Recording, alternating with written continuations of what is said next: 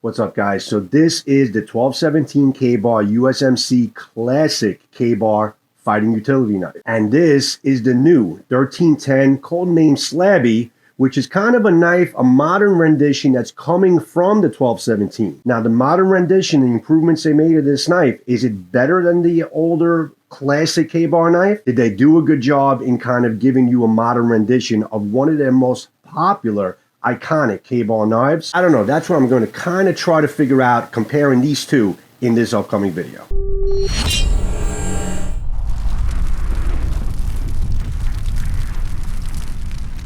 So guys, let's be honest, this 1217 USMC fighting knife, which is supposed to be a replica of similar to the one that they issued or the soldiers were carrying, during World War II, this is pretty much, when you think of KBAR, you most likely may think of this exact knife.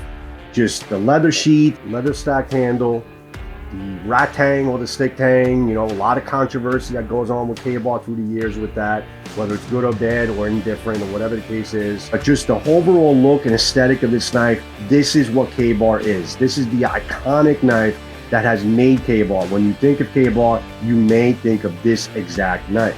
And when you kind of hold it in your hand and you smell that leather, the smell of the leather, the stacked leather, this is pretty much what you feel KBAR is and always has been. And it's with good representation because this is a fabulous knife. And you have the 1310 Slabby. KBAR is making some power moves right now. They're kind of just redoing a lot of their classic knives to give it a more of a modern type of flair. Nylon, that glass nylon sheath, more of a tactical style type of feel, modern tactical type of look, that button release lock. Now, when you hold them side to side, the blades kind of look similar. There are little nuances, little differences, but you can tell that this knife is coming from this or just a newer rendition of it. But these knives are very different. We're gonna break it down in terms of expert measurements that I did, and then I'll give you my take at the end as far as what my pros and cons of both knives, or what I like about one knife over the other. And we'll see if the Slabby, if the KBAR did a good job, at least for now, in aesthetics, in how it's balanced and how it feels in the hand. Obviously, the sheaths are completely different. This is a nice stitched leather sheath, great leather smell to it. You have the embroidery with the USMC symbol, the KBAR, and you also have an actual attached belt loop.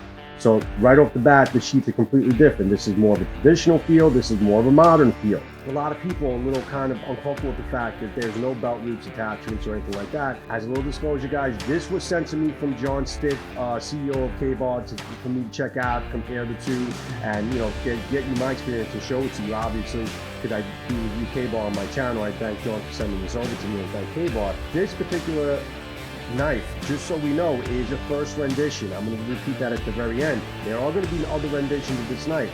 You could call this is not really a prototype, it is a final knife, but it is a first run of this type of knife. They may start including also in the market for some attachments that on their website or through KBAR that you can attach to make this a carry option. But for now, they figured it's best. A lot of people just kind of throw it into their bags, throw it into their trucks, whatever the case is. But I know people are missing having some kind of way to kind of just attach it to their belt. So that has a step up. Also with the fact that it is a classic leather sheath. A lot of people like leather. They think it's a classic, more traditional, more pleasant look and feel to the knife having a leather sheath. And some people missing the fact that they didn't bring that over to the 1310. But again, this is a modern rendition. So that's the difference between the sheaths there. But it stops there, guys. Now what we have to understand is, KBAR is made in America. This sheath was always made in Mexico. This is a Mexico-made sheath. What that means, really not much as far as I'm concerned, but for the people who basically want to have something that a truly fully made American knife in their hands, this was a Mexican-made sheath. This particular sheath was completely USA designed and manufactured in the USA. This also has a release clip and also has a lock pin that kind of locks it in place so you can't release it. So it's got a really good secure grip, but a good safety grip where this is not going to disengage if you're bouncing around in your truck or something like that. This is really going to lock into place and nothing's going to make you come apart, especially because you have that lock pin. But even without the lock pin, you can't pull it out. You need to kind of push it out. That's not a problem for me. Some people are like, oh, they wish they didn't have it, but you know what, kind of just pulling it out like that is fine. A little bit of a thumb push and it clicks right into place. No rattle, perfect fit. I love the contour of the design of the knife in the sheath as well. I just like how that looks. And again, completely made in America, but it is a nylon sheath. These knives are, you could tell that this knife design is coming from the original 1217 USMC fighting knife. It is obviously new design in 1310. There are differences in the dimensions of the knife, the weight and all that stuff. I went side to side and I did exact same measurements on both sides to let you know what the differences are between the two. It's obviously a little bit more of a curved type of blade here. You have different types of grinds on the top here. You have the fuller, which is, they're pretty similar. Got a little bit of a softer coating on this, on the 1310, and the original 1217 just has more of a curvature on the flip point. Similar blades, but definitely different in terms of how they executed the new 1310. The weight of the 1217 is 10 and a quarter ounces, and the weight of the 1310, 14 and an eighth of an ounce. Okay, so this is definitely a heavier type of knife, given the fact that probably, I mean, it is a full tang and this is a stick tang, so you have a lot more of a sheet metal here to make this more of a heavier knife. But the weight works in the advantage of the knife, which you'll see later on. The steel, same 1095 12-inch steel. They're both flat finish, 20-degree edge, and it's a clip point. They're both exactly the same in terms of the 12-inch steel. The length of the blade on the original 1217 is at around 6.9 inches with a cutting edge of 6.4 inches. The length of the blade on the 1310 is slightly smaller at 6.8 inches with a cutting edge of 6.1. So this is a bigger blade, the 1217, than the 1310, and it has more of a cutting edge. So it is, you have a little bit less of a cutting edge and a little less of a length of the blade. And I think that has to do also with the curvature and how the blade was made on the 1217. Now let's talk about the width of the blade. Now you can see by eye, you can see the width is big. You have more of a wider blade on the 1310 over the 1217, but exactly how much? I did that for you, did the number for you. On the width of the 1217 is 30.7 millimeters at its widest point. At its widest point on the Slabby is 34.2 millimeters. So you have definitely a lot more width on this 1310, the new 1310. Now it doesn't stop there. You have a wider blade, but now the thickness is different as well. The original 1217 is 4.4 millimeters of thickness of stock here. It is a thinner profile type of blade because you have 4.9 millimeters of stock of thickness on the rear of the new Slabby. So you have a wider blade and a thicker blade, probably less prone to bending or breaking. This has been known to be able to bend a little bit easier. I know they made it that way to be able to bend and bend back, but that could be a video for another day. That's coming from John Stiff himself. But you have a thinner profile type of blade, a thinner blade and a less thick blade than the Slabby. So it's definitely a more robust blade on the 1310 Slabby, which again is appreciated given the fact that these knives are supposed to be fighter utility knives. You want it to be a fighter, you also want it to be the knife that a soldier has in his hand or you have in your hand outdoors that you can fight with and you can also survive with. All right, the handles, big difference in the handles, guys. Now the KBAR, you have the classic design of the stacked leathered handle.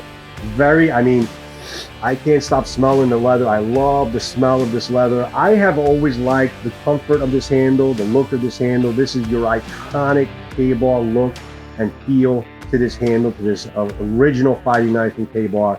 You have that leather stack handle. They did not bring that over to the 1310. I don't know why. They wanted something different, more modern materials type of thing. But that leather stack handle, which has the kind of like a distal taper, it bubbles out and goes in, has a really, really nice comfort to it. But that's the leather stack handles that does not have the 1310 name on it. The handle with the stacked leather is about 5 inches total from the guard all the way to the pommel. The girth on this is 26.8 millimeters. It does have more girth on the handle at its widest point than the Slabby. So let's go to the Slabby. It's got a handle, is glass-filled nylon. That kind of pisses some people off, and some people are like, hey, no big deal. It feels good, it balances great. Okay, so that is to be noted. It is a glass filled nylon. A lot of knives are being made that way, a lot of Becker knives, so there's no surprise there. Now this one has a 5.3 inches of total handle to guard. And again, your hand definitely stops here with that dog head type of guard there, which I'm going to discuss that later on, why that's a good thing. Right here and up to the guard right here. So you do have a good, healthy 5.3 inches, more real estate, more purchase on the handle with the Slabby over the original 1310. Now the girth is not as girthy as this one. This is about 25.8 millimeters in girth, and that's about 26.8. Very close, but not too far away. So you do have a healthier handle on the Slabby over the KBAR, the original KBAR 1217. Now guys, we got to talk about the Tang. The biggest improvement and the biggest thing that they were going towards in terms of redoing this knife into this is to give you a full Tang type of this construction. Now before I go any further, the elephant in the room, you do have a little bit of a space, circle space in the Tang here. Guys, if you guys know anything about Tangs, it's not a totally skeletonized Tang. A lot of knives are skeletonized. It doesn't make them less stronger or anything like that. It's still classified as a full Tang knife. As you can see, it is full Tang all the way around. And you can see the Tang mark basically right over here. It is the full length of basically the blade. So you do have, I would still classify this, I would always classify this as a full Tang style knife. They did that cutout, which I did on another video, for balance purposes, and you'll see why that's going to be very beneficial to the usability of the knife and why they did that. They didn't try to save money. It did start as a full slab. Cutting that piece out didn't save them anything. In fact, they're wasting material. So they did that on purpose for balancing purposes. The original 1217, guys, you guys complained about it. The KBAR haters have been complaining about it since the beginning of cavemen's period of time. You have that stick Tang or rack Tang, whatever the hell you want to call it, on this that goes right through the middle, and that's what this has. That's how it's always been, and that's what they vastly improved on the Slabby 1310. So we should all be happy about that. If we don't talk about anything else, we should all be happy about the fact that you have a USMC replacement that has a full Tang, true full Tang construction. This is the most important aspect of this knife, guys. It's how it feels and the usability of it. Obviously, I have done some cutting with the Slabby knife already. I have done some slicing and some cutting. I gave a little bit of an input as far as how much of a fan I am at the balance of this knife over the original 1217. Now, I have always liked the feel of the stacked leather in my hand on these knives. I always felt the usability of it. I like the everything about it being a fighting style knife. This knife is also really classified as a fighter utility knife. A lot of people classify it as a fighter utility knife, and that's probably what it says on a lot of their website pages when people describe this knife to sell it. It is a good fighting knife. It does have some good balance, okay? But until you hold this knife in your hand and you realize what a really good, well-balanced, well-proportioned in terms of the weight knife feels. This has the weight kind of just like right here, and you just feel like you have so much more control and balance on the knife when you're swinging it in your hand. It just feels better in your hand. Whatever they did in terms of the full Tang and the cutout, they just made this an extremely well-balanced, really good pro-level style fighting knife. And I feel like this is just a little too light, okay, in terms of maneuvering. And I feel like you can get a little too haphazard with this. And I feel like you just have a little bit more control because you have some more weight right here in the center of the knife here to be able to start and stop and change directions. This is just a little bit too light when you compare the two together. Much better balanced knife. They did a great job in how they balanced up this knife. It goes further than that. Now, this is a utility knife, okay? Now you see this little, the guard, you have the guard here, which is fine, but now you have the uplift guard here. Now I did also review a modified tanto from them, which I really love that knife, love the blade shape and everything. But I found, given the fact that it's supposed to be a utility knife, you have this little upswept, okay, the guard that comes up here on both sides, that completely negates you kind of choking up on the knife to be able to use this as a true utility knife, wood processor, survival type of thing. Because you have this in your way and you can't, it's hard to kind of get around it. You're not really comfortable. It's kind of digging into your thumb here. This piece of guard kind of just completely makes it less of a quality utility knife having that guard there.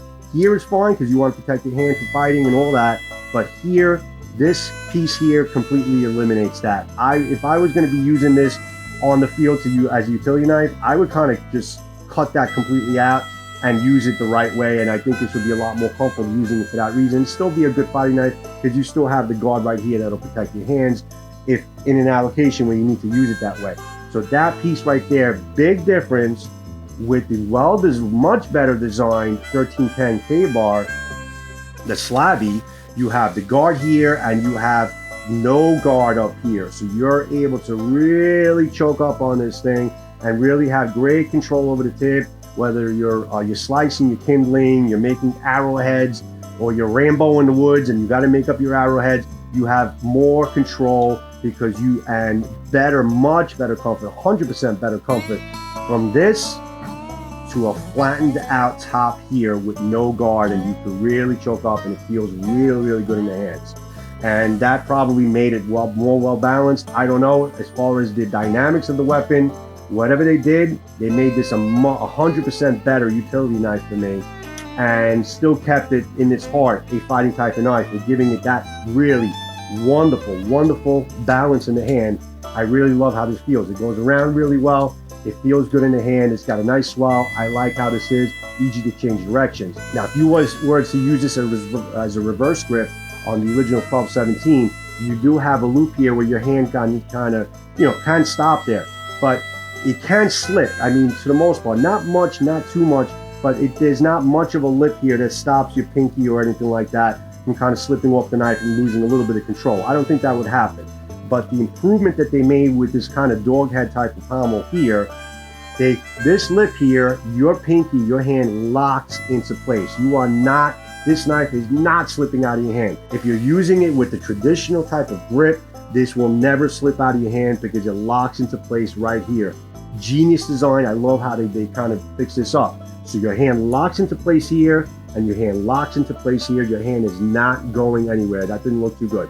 But you can boy, it's not going anywhere up, it's not going anywhere down.